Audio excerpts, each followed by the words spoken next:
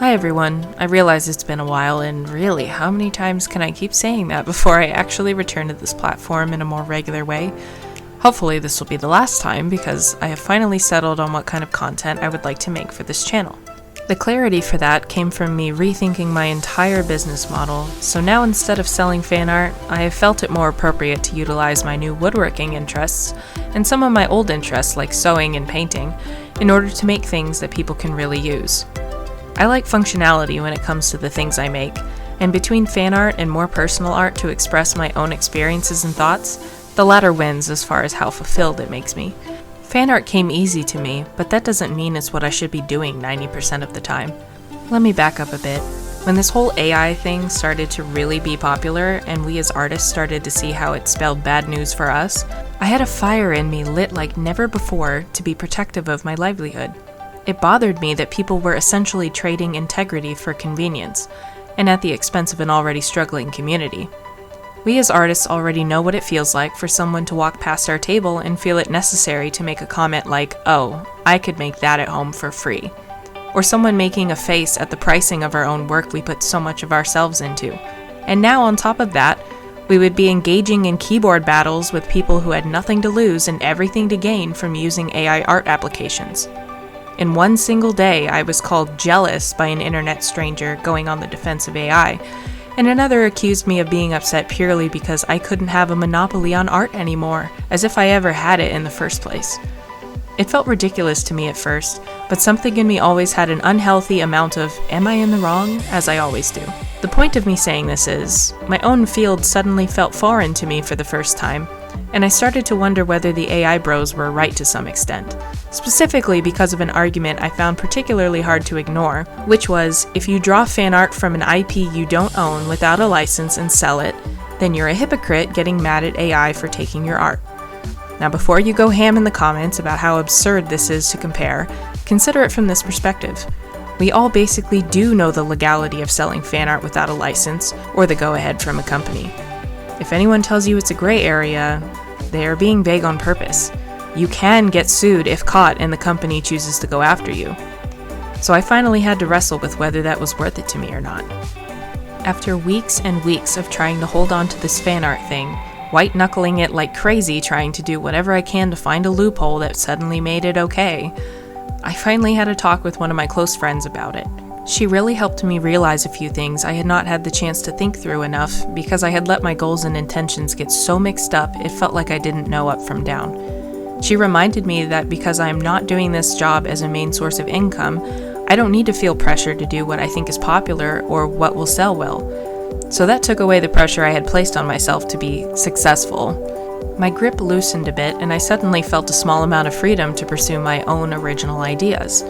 Then she reminded me that if I ever did decide to ask a company for a license to sell, the worst thing they could say is no, and that really reminded me that there still is a chance to sell fan art legally. The door wasn't completely closed. Suddenly my hand had some color restored as I let go even more. And the final nail in the coffin was, I'm still a new business. I'm not too far gone to change my items or clientele, and this way I could incorporate all the things I never really had felt able to with so much fan art at my table. But the freedom to create things and never have to worry about being in the crosshairs of another company, that was priceless. Will I miss going to conventions as my main events? Absolutely. Will I miss nerding out with fans of series I like because of something on my table? Of course. But at the end of the day, I have to be able to sleep at night with what I'm putting out into the world. And this is the way I do that. I want to make art about mental health, my faith, upcycled pieces, repurposed stuff, plants of all things. I think I've just gone through growing pains of a business, but also as an adult, a mother, a new person.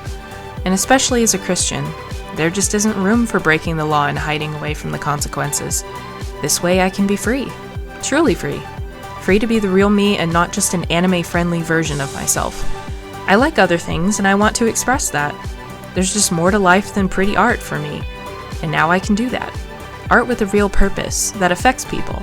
I've now lifted the lid to the box I had put myself in years ago, and I'm ready to take a step of faith towards something outside of it. Now, as much as I love doing fan art, I can't willingly sell it anymore. I will still draw it, but just not sell it. Because I've made this decision, it has freed my mind up to think about other things that I find more important. Anime and games are fun, I know, but living so much in fantasy can really take us too far out of reality, and that has implications for every aspect of our health. Physically, it had me sitting at my desk hunched over like a shrimp for way too long. My health has been a giant deal to me lately because I'm not getting any younger, and I'm also not getting any lighter. I don't want to look in the mirror and feel meh about myself in favor of sitting at my tablet for too long. I also started to get migraines that caused vision loss because of sitting too long. Talk about scary. This change frees me up to doing more physically beneficial things like woodworking and gets my poor tired eyes away from the screen more. If I kept doing all this screen-relevant stuff, my eyes will deteriorate faster, and I will likely burn out quicker since, well, I can't draw without my eyes. What good will that do to harm my eyes just to keep this up? Screens are not evil, I just know that staring at one for too long will hurt me more than help me. Sewing and woodworking and painting gives my eyes a break, even if I'm watching something or simply listening to it. Not to say I'm completely giving up digital stuff, I just need to do something else more. Mentally, having my mind so focused on what will sell instead of just creating freely is exhausting. Granted, since I had not been working out that original art muscle for a long time, not nearly as much as I was flexing the fan art muscle, it's pretty weak and I struggled to find inspo for new work. Fan art is easy in that regard because you have inspo everywhere, but original work requires so much more thought and intention for me instead of draw a pretty thing for XYZ fandom. But maybe that's a good thing, because it shouldn't be something I pump out like fan art. I was actually really shocked at how fast I had gotten with doing fan art, like when I made 8 button designs in like 5 to 6 days. But original work has me taking so much more time on it to convey the emotion or feeling I want. It's more refined because it's more important to me than fan art is. These are the muscles I need to be tending to, and they've been long neglected. My original work feels more fulfilling to me mentally, but also emotionally. It affects people in a way that I had never really realized was possible until it happened to me. People seeing a design and taking their time to study it, to think about it, to ask about it. Nothing can replace that. It never happened with fan art because it almost feels like the point of that is blurred into XYZ character plus pretty design. But original work with real intention can encourage people, warn people, and give people something to contemplate. I want that more than anything. Emotionally, it brings me joy knowing my work affected someone so heavily. And on the spiritual side of things, it makes me feel like this is why I'm here. This is part of the reason why I'm an artist to begin with. I was created to be an artist. This may go over some heads, but it's worth mentioning for my Christian art friends out there. As Christians, we spend a lot of time asking God for guidance and what He thinks about our lives, and it's something we think about every day. However, as imperfect people, we have blind spots, and looking back, I think I purposefully made certain aspects of my job a blind spot so I didn't have to think that heavily about it. I was living in denial, basically.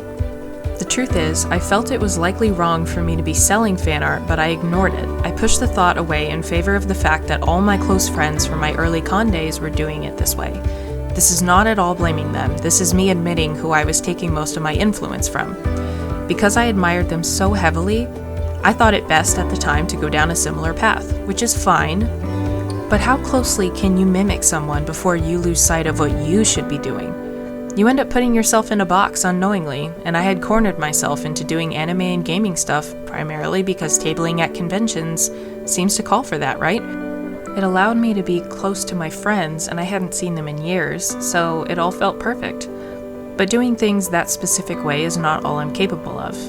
I had never really considered doing anything else in any other way because I was so focused on meeting certain goals, but I came to realize that I had outgrown these goals. This is not to say that those who sell fan art or table at conventions with it are beneath me, not at all. What I am saying though is I know I made my younger self proud with what I had accomplished, but since when was I trying so hard to please her? Young me had, let's say, short-sighted ideas of success. It's a bit silly to rely so heavily on ideals that are from a practically different person. We grow and learn and hopefully have improved in 10 years, so who says I have to even bother holding myself to goals I had from the old me? How does it even make sense to do that? We as Christians leave the old us in the past and move forward to be closer to who God wants us to be. God changed my heart and continues to do so. My interests have changed, and so have my goals, and that's okay. In fact, it's a great thing that I've figured that out because I found myself doing a lot of what I thought was best and not asking God if this is how I should be conducting my business. As a Christian, I believe that my success has very little to do with what I'm doing as far as like techniques and whatnot, and it has everything to do with if I'm pleasing God or not. I'm very thankful for the path that I've traveled because I clearly needed to learn something from this experience, and now I get to share it with you. But this has been a very convicting time for me, and I'm much better off for having heeded the conviction of the Holy Spirit. I tried to hang on to something that could have landed me and my family into legal trouble, but now I no longer have that fear, and I can really get to work making things I truly believe are worthwhile and serve a purpose. My conscience is clear, and my path is set. If I make fan art, it will be for me, or under license to be sold. But otherwise, I'm gonna start doing things that I can be really proud of, and I hope that you'll be here to see what I create. Thanks for listening. I'll see you next time.